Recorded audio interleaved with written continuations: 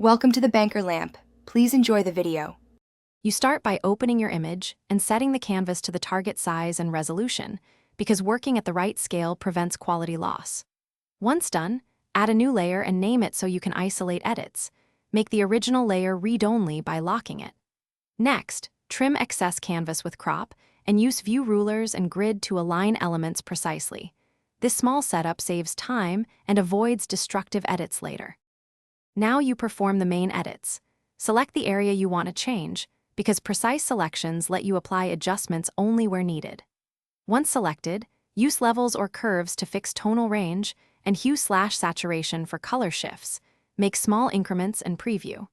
Then paint or paste new content on a separate layer and use blending modes like overlay or multiply to integrate it smoothly. Adjust opacity to dial in. Finish by saving an editable PDN file so you can return to layered work. Make sure autosave is enabled to prevent data loss. Then export to PNG for lossless web graphics or JPEG with controlled quality for photos.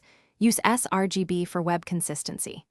If the result looks off, first step back with the history window or reopen the PDN version. If colors shift, convert to sRGB and re-export. One key troubleshooting tip: when effects fail, duplicate the layer and apply the effect to the copy so you can compare and revert easily.